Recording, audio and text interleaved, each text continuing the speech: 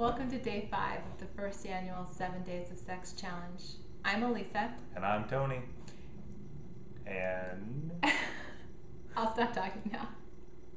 wanted to congratulate you guys for making it 4 days. Today is day 5, and we're just so excited for all of you who are and have been joining us for the first annual 7 Days of Sex Challenge. This has just been fantastic to hear about your experiences through this, as Elise and I are doing this for our 3rd time. Mm-hmm.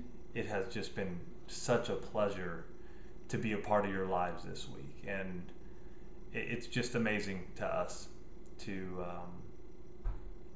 see the transformation that's happening in your lives. Well, it's a privilege. You guys trust us with your most intimate selves by sharing what's been going on with you this week. We know that some of you have been facing challenges that were unexpected when you started this challenge. There have been obstacles this week, whether it be health or work, family, and you guys are working through that. And, it comes through that, while this isn't happening exactly the way you planned it, you've got your eyes focused on what you're trying to accomplish, and so you're working towards that goal of being more intimate with your spouse, of making this be a week where you put your spouse first. And we want to commend you on that. We want you to know that we are praying for you guys. There are people in the challenge that are praying for you. There are people not even doing the challenge that are praying for you and praying for strength and perseverance. And we just want you to know you're not alone. That for us, it's very encouraging to have at least 100 other couples attempting this, as opposed to the last 2 years where we've done it by ourselves. So you all are an encouragement to us, and we thank you for that. Yep. We also know that there are quite a few of you, and it very much ties into what we're talking about today, but there are quite a few of you that are having a phenomenal week. A heck of a time. You guys are just enjoying this. There are so many great ideas on the first 4 days that I'm kind of blown away. It's definitely given us something to think about. You guys are... Lots of great things. And today's topic is I'm liking this. And so what we really want you to do today is look back on the last 4 days and really look at the passion, the romance, and the intimacy you've had over the last 4 days, and how it's already started to change how you view your marriage, how you view your spouse, and how it's just transforming your sex life. I mean, the romance that you guys are having is just unbelievable. Well, and I'm thinking, some of the stories that we're hearing about, he comes home from a business trip and is greeted by, the lingerie, the roses, the soft music, the candlelight. And I'm thinking, there's a guy who's always going to be happy to come home if he's coming home to something like that. I mean, that's quite a welcome home, as opposed to, hey, did you remember to pick up the milk on your way home from the airport?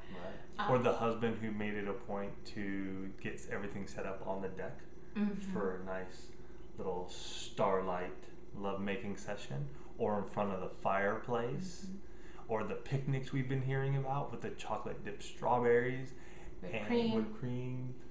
Yeah, you guys are playing games together. You're liking this. And it's awesome. You're going to different rooms in the house.